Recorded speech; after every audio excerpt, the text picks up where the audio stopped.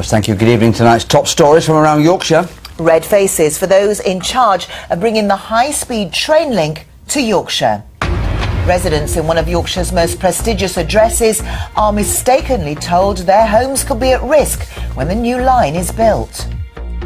It's almost bully boy tactics, and it's almost intimidating to receive a letter like that. In a project of this size, mistakes shouldn't happen, but I'm afraid they do, and we do our best to try and eliminate them as we go forward.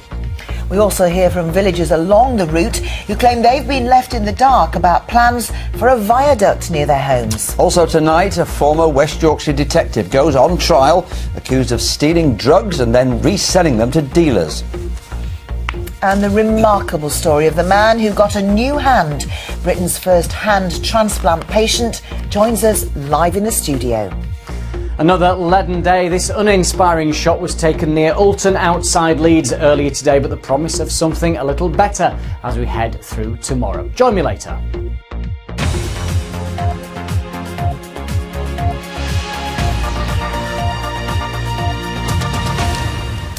Good evening. Bosses at the HS2 rail link have apologised to hundreds of residents after they were sent letters warning them they could be forced out of their homes in an iconic Yorkshire building. Now, they were told Bridgewater Place in Leeds was on the route of the fast rail link between London and Yorkshire, but today it emerged the letters had been sent by mistake. Meanwhile, in Woodlesford, outside Leeds, villagers along the proposed route say they've been left in the dark about the plan to build a 40-foot viaduct right on their doorstep. We'll hear from one of the HS2's directors in a moment, but first Len Tingle reports from Leeds. With 32 stories, it's Yorkshire's tallest building and the most expensive. Opened just 6 years ago at a cost of £45 million. Flats at Bridgewater Place in Leeds came with price tags of up to £400,000. Prices set to soar when it became known that the new station for the planned high-speed rail link to London would be built just across the road.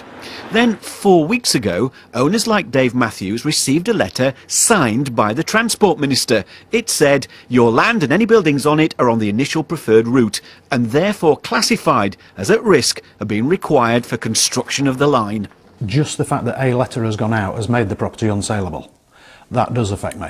Although it's tenanted at the moment and the rent roll is very nice, come the day that you need to sell or the tenant wants to make an offer, and straight away this letter will flag up that it is in a potential zone to be flattened.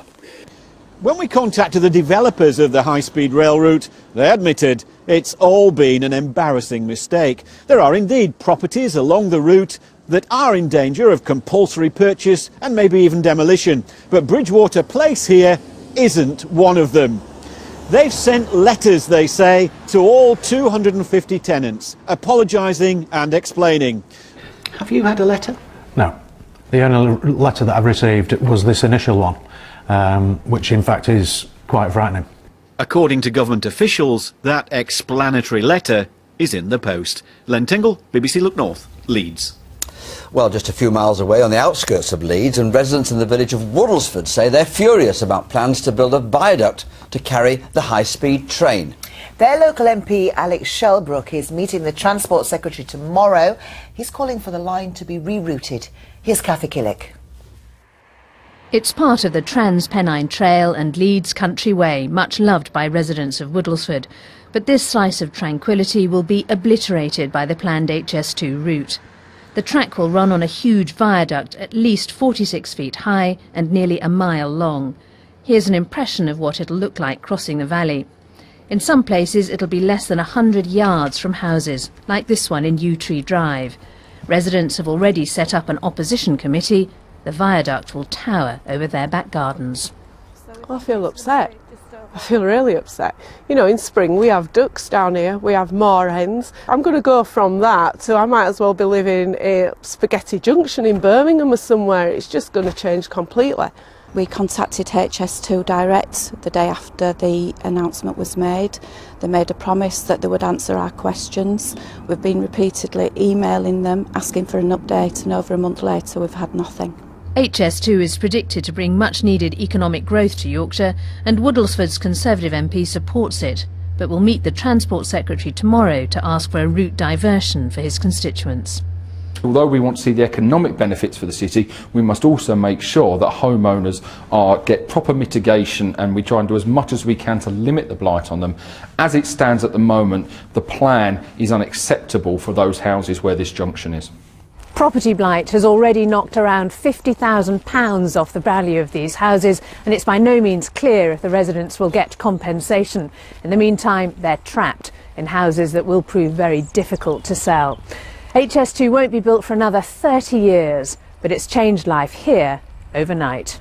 Cathy Killick, BBC Look North, Woodlesford. Well, Clinton Leeks is from the HS2 project. I asked him, first of all, how the confusion had arisen that the skyscraper Bridgewater Place could be flattened.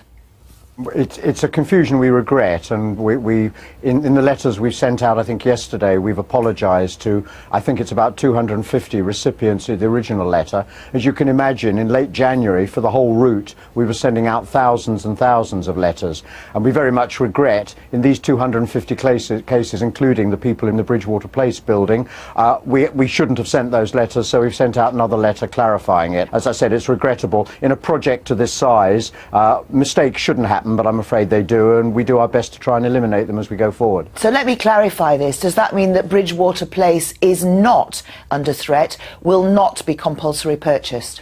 The position at the moment is that ministers have announced their initially preferred route. That's the terminology we use, because it'll go out to consultation later this year. So the route isn't finally set, the route that will eventually go to Parliament, but certainly at the moment Bridgewater Place is not on the route that is initially preferred by ministers. Let's move on then to those who will be affected. And we've seen meetings in Woodlesford. Now, the residents there say that the property prices, that they've been cut by £50,000 overnight. They are furious. When we announce a scheme of this size, we do understand that these things create concern for people. We have sympathy with that, and obviously we're available to answer their questions whenever they've got them. Well, you say you're available to answer the questions, but most of the anger has been directed at the fact that you're not contacting them. They've been emailing you every day, they've been calling the numbers that they've been given. So far, nothing. Well, you'd have to give me specifics on that. We have a help desk with a large team. It's our obligation to try and help people who are concerned. We have a help desk that's open 5 days a week. I myself check the statistics on the emails and the phone calls we receive, and I assure you and all your viewers, we really do understand that it's important that people get information. Okay, can I interrupt you because you asked for specifics? Yes. The specifics come from Woodlesford, right. A campaign group there who say, despite their calls and emails, they are not getting through to you. Well, again, I can go back and check what, if any, calls we've had from a specific group, and we'd need to know the name. But yes, of course we'll respond to these people. We won't respond instantaneously because we have to respond accurately. But the commitment is to do so as fast as practicable, and people deserve replies. That's our job. This is a huge scheme that will produce great benefits for Yorkshire, for the north, and indeed for the south of this country. But in the meantime, people need to have access to accurate information. That's crucial. Later on tonight.